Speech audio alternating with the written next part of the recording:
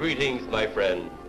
We are all interested in the future, for that is where you and I are going to spend the rest of our lives. You are interested in the unknown, the mysterious, the unexplainable. That is why you are here.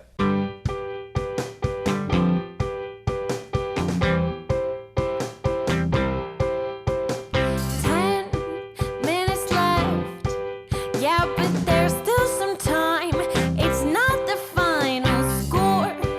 We need more than the numbers we're given. Show us you live and breathe the game. You're more than a name. That's what we came for.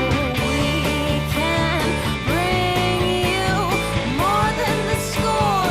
Every story. Let's take this thing off of the field into the real world, away from the numbers,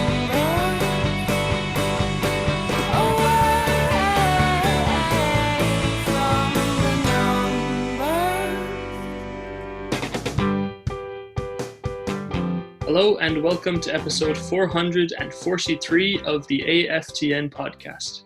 I am Joe Deasy. Today I'm joined by Peter Hicken. Great to be back for another Whitecaps season. Real question, Peter, is are you ready to get hurt again? I think I am. I think after a long winter, a long football-less winter really for North American soccer, I am. Yeah, I've recovered and I'm ready to get hurt again, Yes. as Michael Scott said. Yes, exactly. It's a pattern with all sports, I guess, but we build up optimism while the team isn't playing, and then once a game comes around, it can burst like a bubble. I think last season though, that was the exact thing that happened after first kick, if you recall. I remember. They were pretty good at the start, but yeah, wait. No, I'm thinking of No, yes, I am. I'm thinking they were good before the MLS is Back tournament. Yes, They were good against. They got the win against the Galaxy, and that game they tied. Or no, did they lose their home game? I forget. I think the first game I remember because they had that whole fan meet up outside the stadium to welcome. Right. There was a big glow of positivity, and I guess my only memory of that is being very disappointed on the SkyTrain ride home. So I'm assuming they lost, but Yeah, I mean, I don't know. It's almost like, because every single year, different franchises and different fan bases have different levels of reasons to be optimistic. But I feel like we almost feel ourselves as, you're almost like part of the team, and you almost feel like, whatever hand we've been dealt, we have a bad roster this year. We have to believe that it's going to work, or else it most certainly won't, which is rather irrational for us as fans, since we don't really have any say in the matter. I mean, I guess in the stands you might have some effect, but we've gotten very philosophical about being fans, but I guess we're in for a fun ride this season, because the Whitecaps have put together a pretty exciting team, but that doesn't mean anything unless they get results. And so far in preseason, they have gotten results. I think technically 3 games played, but really 2 games played by the senior team, and both somewhat positive results. How do you think they did in those warm-up matches? Yeah, I thought they were good. I didn't have a chance to properly sit down and analyze them, but I thought it was promising, the results. I know they lost Indy 11 in a preseason game after the Chicago win, but I think they played their B team almost completely for that, because it was a back-to-back fixture. Mm-hmm. So I mean, generally I think it's been positive, but I mean, at the same time, I wouldn't be pessimistic even if the results weren't positive, given how much of the squad isn't with them right now. It's true. Yeah. Like, how many starters would you guess? Like 4 starters stuck on the wrong side of the border until just the other day? Yeah. And I mean, we're probably at least 5 or 6 starters away from our probably ideal starting 11 right now as well. Not to mention one player that isn't even with the club yet, because they keep talking about an attacking midfielder that we're supposed to believe is coming. Exactly. That's like it's like a whole other player because you're kind of just waiting for them. Yeah. It's like everyone talks about how we're going to play 4-4-2 now because we're literally just waiting for the number 10. It's Yeah. but Yeah. I don't You know. kind of think they have to play 4-4-2. We'll get into the tactics later, with the focus on this weekend's game against Portland, later on in the show. One point about the preseason. Do you remember Mark Dos Santos' first preseason? It was organized still by the Robbo regime. So they had that trip to Hawaii, and then they had a training camp somewhere else, and it was so disjointed. I actually think this preseason is a bit more thought out, even though we're dealing with the global pandemic, and it's somehow a bit more joined together than that preseason was in a pre-pandemic world. Yeah, no, 100%. Because I remember, they went to Hawaii and they played in that Pacific tournament. Yeah, I think RSL was in it, and they had teams from Japan, and then they went to LA after. So it definitely seems. I mean, I guess it's also the pandemic. There's just a bit more foresight earlier in the off season, thinking about, okay, how exactly are we going to do this, or what is going to work, and they've definitely put together. It definitely seems more structured this time. The facilities in Utah are great, and they had a proper preseason in Vancouver, and then they're down there. It's just really a tragedy that so much of the squad hasn't been able to join them at different parts due to visa issues or quarantines or whatever. Yeah, hard to really blame anyone in the organization for that, and definitely a feeling that in the first few games of the season we won't quite see the squad that they worked hard to assemble. But I guess, like you said earlier, that's the hand that was dealt. If you had to give a score for the preseason, just your and my impression, I guess, standing from afar, watching social media clips of players working very hard to get back into fitness, what would you rate it out of 10? Let's say.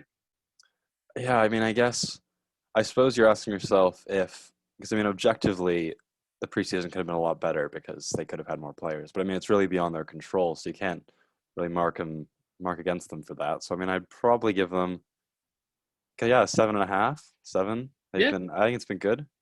I mean, because just all the things that are really negative about it, I think, are beyond their control. Like they perhaps could have had more games, but the Whitecaps have also had a difficult situation because they had to have a preseason in Vancouver, and they obviously had to get to the United States, and they had to quarantine there as well. So there hasn't really been much time for much more than they put in. Yeah, I would agree with that. Probably around the same score from me, maybe a 7. Definitely some bright spots. Cavallini's form and some of the goals that they scored were very nice. I think on the Sunday show with Michael, Zach, and Steve. They spoke about how the goals were kind of mistake driven. I think they were speaking specifically about the game against Chicago. And as I was listening to that, I kind of thought to myself, it's a very good point, but most goals in MLS are kind of mistake driven. You have to capitalize on those mistakes. And if they're doing that in preseason, it kind of, it's a good sign, at least for the teams that will be lower in the standings. Yeah, exactly. Because I mean, exactly. It can be, you can look at it as mistake driven, but I think for me, the bigger worry is when the mistakes, or more so the opportunities from the Whitecaps' point of view, present themselves and the team doesn't capitalize. So I mean, like we saw that, like for Cavallini particularly, you saw a bit of that in the last season's preseason where he missed a penalty, missed a sitter, and he did the same thing against Bermuda. But I think that game against the Cayman Islands gave him a lot of confidence, and he seems to be carrying that form into the preseason as well. So I mean, it's certainly more promising from a goal scoring perspective than it appeared last preseason. Yeah, and the goal scoring has been historically a huge challenge for this club, and I think Cavallini is well placed to tackle that kind of existential issue that we Whitecaps fans have.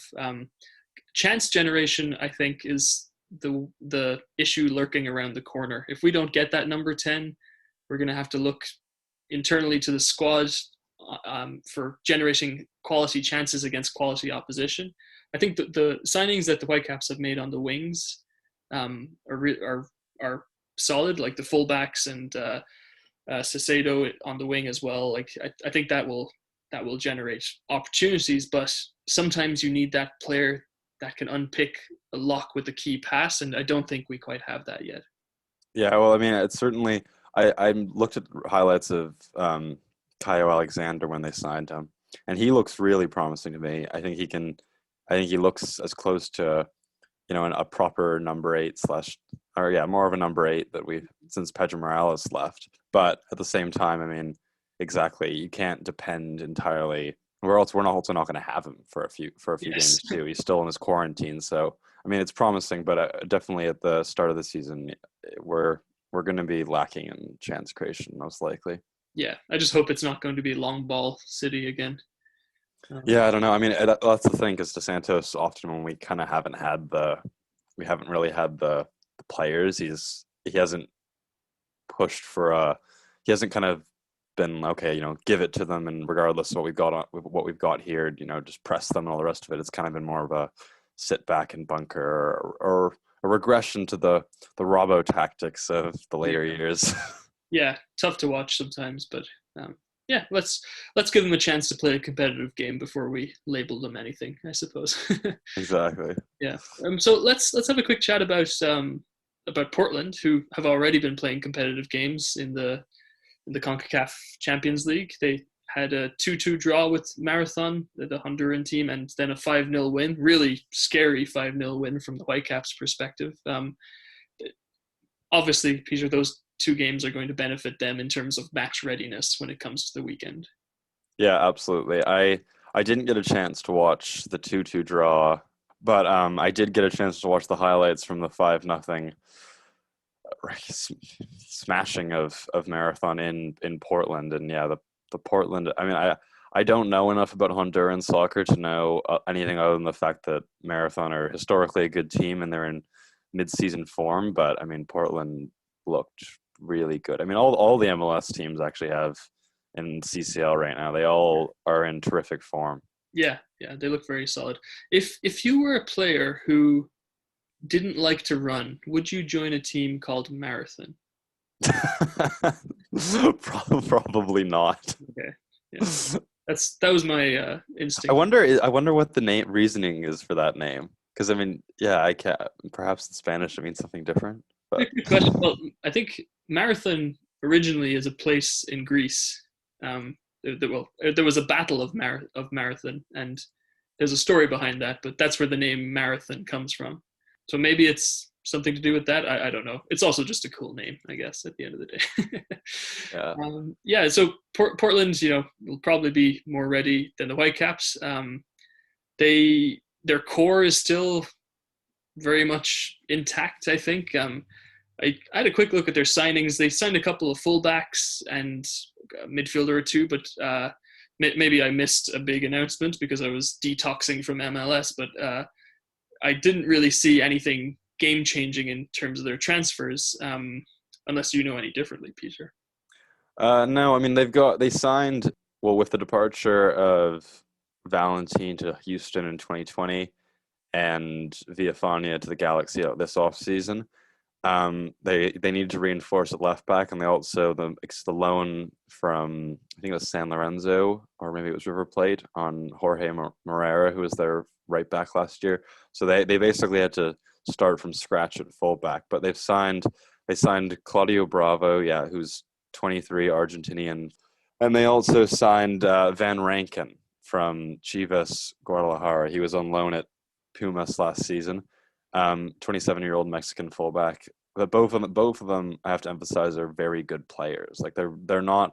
Whereas in the past, you can kind of cheap out at fullback, and you can get a player that's either not very good quality or they're really a dime in the rough. Both of these players, I have to, like, Van Rankin's an established player. He's a good player, and Claudio Bravo is a young player with a lot of potential, but he's also already played plenty of matches in Argentinian football, and he's got the pedigree there. So, I mean, they've really reinforced the backline well. Yeah. And a lot of the players that, as Whitecaps fans, we might have PTSD about are just going to pull on that Portland jersey again, and we're going to have to watch them potentially tear the Whitecaps apart again. The types of, like, Diego Valeri, Diego Chara, Yimi Chara, Polo. Mora, there's a whole list. Yeah, I mean, the only blessing is that Sebastian Blanco is still out due to injury, but well, I mean, it's not really a blessing. I hope he gets better, but, Yeah. but it's a blessing for the Whitecaps. But I mean, yeah, they've really and with Portland. I mean, there's the chemistry, there's the fitness, and then there's the roster, right? And then this team, other than those two new fullbacks, is the same team that it was for last year and the year before that too. And the fitness is good, and yeah, they've got a damn good roster. Yeah, I think when you're looking at a list of people who are going to challenge for the MLS Cup, they're not far down there, and exactly for the reason that you mentioned, just the core is so strong. And I think Gio Savarese has done a really good job there. Like I really doubted I had doubts of him when he was announced as the coach, because I think he coached the Cosmos before. The Cosmos, yeah, he coached the Cosmos. He was appointed. Oh yeah, he was appointed in 2019. I believe it was was it the season before DeSantos or the same season? I think it was before, if I had to guess. But yeah, I don't know. I just remember watching his press conference when he got the job, because Portland, as much as they're a rival, is a club that I admire. And I mean, I remember just listening to his press conference. And I mean, all press conferences are all managers seem sparkly and promising before they have to see the pitch. But he definitely gave off a good feeling that he's backed up in his past 3 or 4 seasons with the club. Yeah, he's an impressive individual, and it's almost hard to talk about them in a different way, because they're just so consistent, built around the same players. Like what can we hope for as a team in their conference? That their core is aging or something like that? Like I don't think that's a realistic thing to pin your hopes on, because the qualities that their players have, they're not like a speedy team. They're a clever, grindy team, right? Those are things that don't really get affected by age. If anything, your intelligence increases as you gain more experience. So yeah, it's going to be tough. And all season, I think maybe game or match week 1 is the closest we get to them in the standings, because I think we'll be talking about 2 different halves of the conference moving forward. Yeah, I mean, and they're also smart about it too. Like they've got, I think, 4 players that are over 30. One of them's the keeper, and the other 3 are Blanco, Valeri, and Chara. But they've been smart enough to put younger, more active players around them, so there's less of a burden. Like they're concentrated in the spine of the team, and there's less running those guys need to do in their respective positions. And Chara can kind of just sit and wait until there's a turn or a break, and then he can use the energy he saved up just kind of standing there and take care of it. That's a really good point. That's a intelligent roster building that we can admire from afar. That said, I think we'll end this segment with a new game that we've devised for this season. It's one thing that the preview pod is known for, is trying to embarrass each other by exposing lack of knowledge in fields that we claim to have we claim to have expertise in. But yeah, let's have a go at this one. So this game we're going to call it over under. So what's going to happen is Peter and I are going to look at stats from the 2020 season, so last year, and we're going to use the stats of the team that we're about to face. So this is Portland Timbers this week. And we can pick any particular stat, and we'll put the question to the other person: is it over or under a given value? So for example, if I said the goalkeeper Steve Clark, I would ask Peter 15 appearances. And if he thinks he made more than 15 appearances, he would say over. If he thinks less, he would say under. And if he's right, he gets a point. That's basically how it goes. So that being said, I will put the first question to Peter. So Peter, Diego Valeri, yellow cards, 3. Oh, under. You're correct. He only had 1 yellow card. Yeah, it doesn't take me for a guy. Valeri draws a lot of fouls. All right. Felipe Mora, 8 goals. Ooh, I will go under. You're correct. He scored 7. Okay. See, you put the line right next to the true answer, which is, not quite fair. But anyway, I'll let it slide this time. Let's see. So, Yimi Chara, 5 appearances. Over. You're right. 8 appearances was the answer. I didn't realize he made so few. Was he injured? I'm not sure actually, but that surprised me as well. That's why I picked it. Yeah, I figure he must have been injured. All right. Well, I'll throw a more specific chat about Yumi Chara at you. He scored 6 goals and 4 assists last year. Over or under? Under. Yeah, under. He scored. I mean, he only made. How many appearances did he make? He only made 8. Yeah. 8. Well, that would have been remarkable value Yeah. value for time, I suppose. Yes. He scored 4 goals and he assisted 3 times last season. Incredible efficiency. We're neck and neck going into the final round. Maybe the first one of the year is going to be a draw. So let's see. So I'll throw a player that I didn't actually realize was with the Timbers last year, but Chris Duval. Did he make over or under 12 appearances? Oh boy. See, I'm not entirely sure they had that right back last year, that Paraguayan one. He might have gone back. So, 13, you said? 12. 12. Over. It's under. Damn it. I've got a chance here. One shot, one opportunity. God, I should have had a harder one for last. All right. Diego Chara, 6 yellows. Surely more than 6 yellows. Hey, you got 8. Yes. That's disappointing. My instinctive reaction was to say that Duval started less than that, but anyway, whatever. These fine margins that separate us and will separate the Whitecaps and the Timbers, hopefully on the weekend. Yeah, I'll take 3 too, regardless of who's got the 3 and who's got the 2. Just okay. Then let's get into our final section, I suppose, is the Whitecaps preview. Tactically, Peter, what do you think makes sense given the lack of bodies that we're expecting on the weekend? I mean, I'm not too worried about whether you do. I don't see much of a implication from playing, a 4-4-3 or a 4-4-2, because I mean they have at the moment they've really got we're stretched so thin.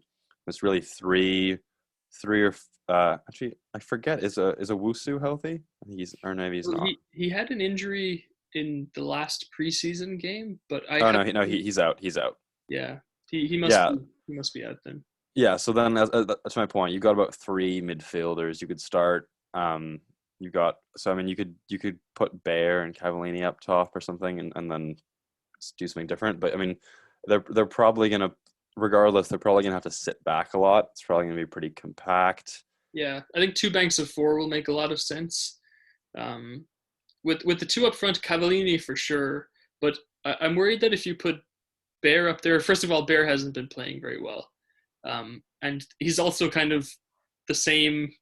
He aspires to be the same player that Cavallini is, right? Big and physical and good movement. So I would be worried about having 2 of the same player up there. I think Dahomey maybe with Cavallini, like one person more around speed, one person more around strength. Not that Dahomey's not strong, but if you need speed to break into the wings or break through the lines, Dahomey could be that guy. Yeah, well, that's the thing, because I think you can. I mean, Portland has. Yeah, we talked about Portland. They're going to be very dangerous. You're probably going to have to sit back and defend a lot either way. If you think that tactically it's going to be more effective to have 2 big guys and just, play kick and run, and you could start Bear and Cavallini up there. But if you think it's going to be a bit more technical than that, and you might need a player with a bit of a different skill set, then exactly, you can start Dahomey. But it's probably going to be 2 banks of 4. Regardless what they put out the formation, they're going to be probably defending in 2 banks of 4. Yeah.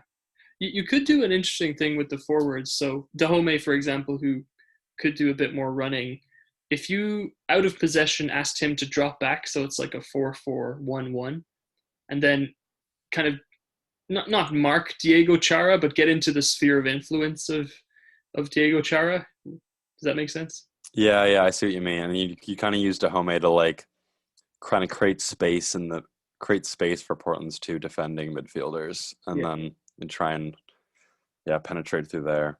Yeah, I think the midfield is kind of a toss-up. You could play Caicedo, Janko, Baldissimo, Tybert, anyone else who's healthy that we could throw in there, I guess. But the back line is what really intrigues me. Like the two fullbacks that were signed are unavailable, so looks like you're looking at Gutierrez and Nerwinski potentially. Nerwinski, he's been playing for a while. I'm not super worried about him, although a few years ago he had one of the most difficult opening day appearances that I've ever remembered.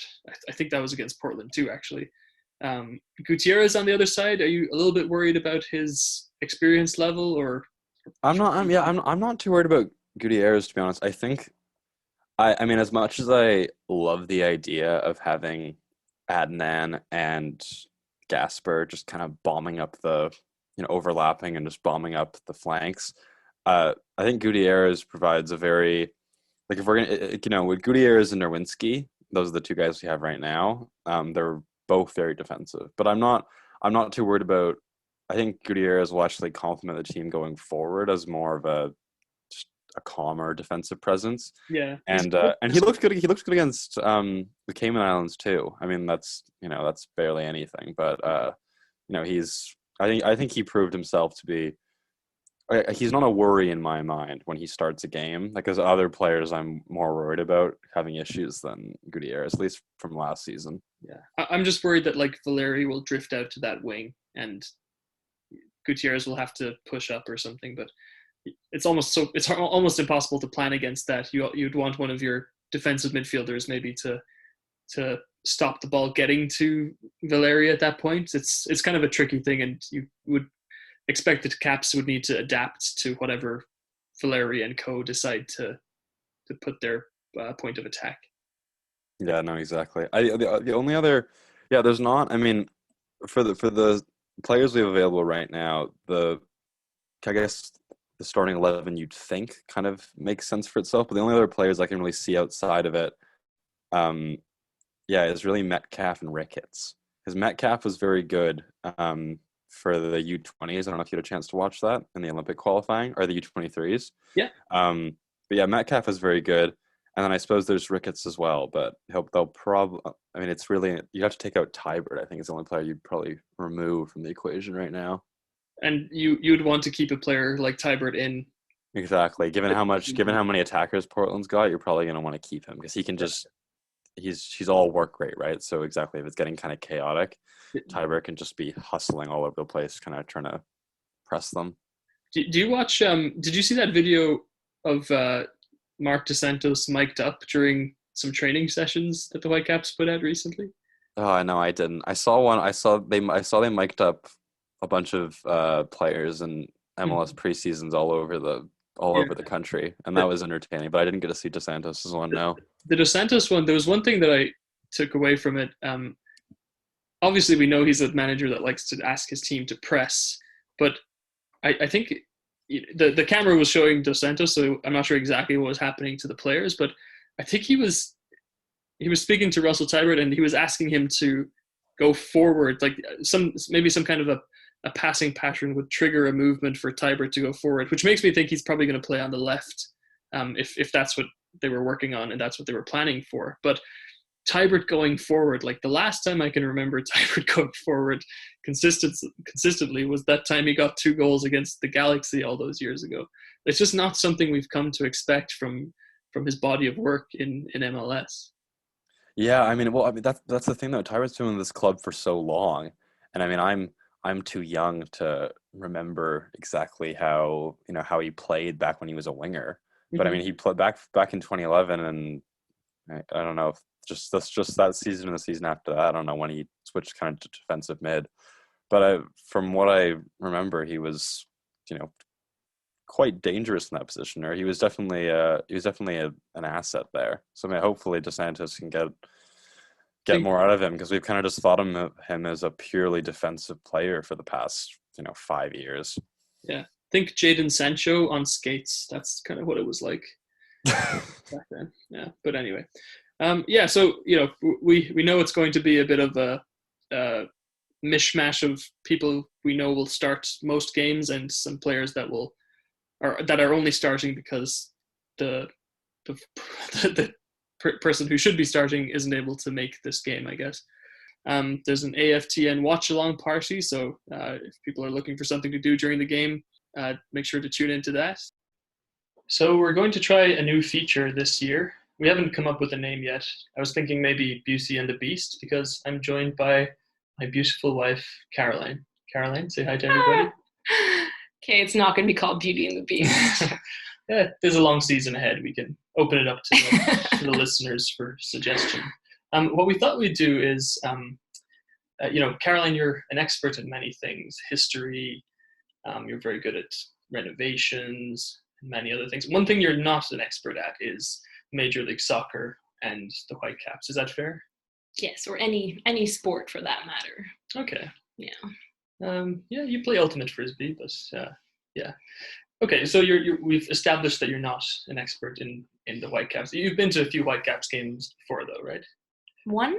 It was actually the Canadian Championship final, the only trophy that the Whitecaps won in the last few years. So not a bad game to be at. So the feature we were thinking of including this season is you as an outsider, and potentially some of our listeners as new Whitecaps fans might not know some details about how the Whitecaps or how Major League Soccer works. So each week we'll randomly pick a topic and we'll discuss it a little bit, and maybe everyone can learn something along the way. How does that sound? Sounds scary. Okay. So the topic we're going to cover this week, I'm going to randomly pull from this list, is designated player. Have you ever heard that term before? Designated player? No. What's your first impression for that phrase? I jump straight to designated driver. Okay.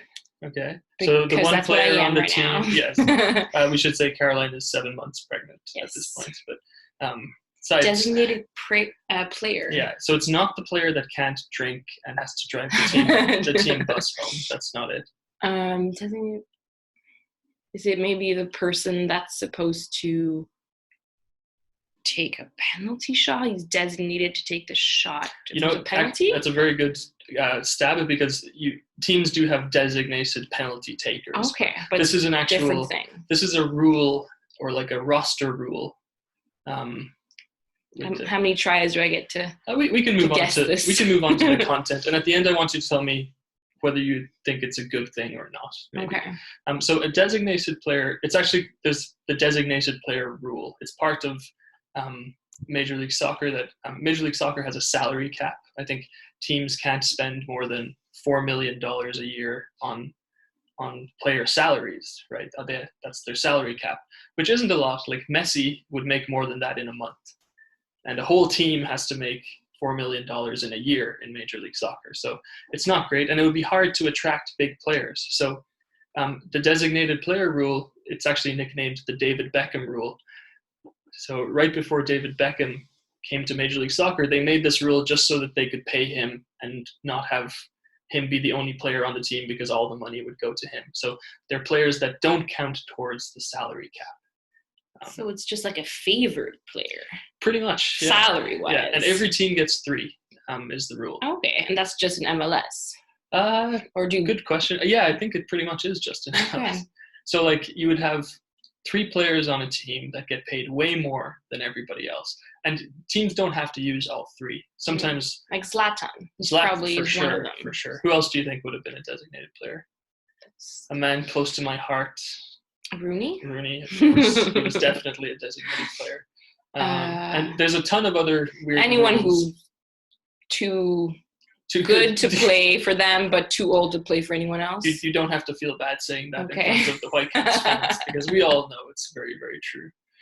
In recent years, designated players, those spots on the rosters, they've used them to get really good young South American players on the team. Because they want to get paid more than the average MLS player. But then the MLS team would sell that player to a European team and make a ton of money. So they get money in the end. Yes. Yeah. So it's happened a few times.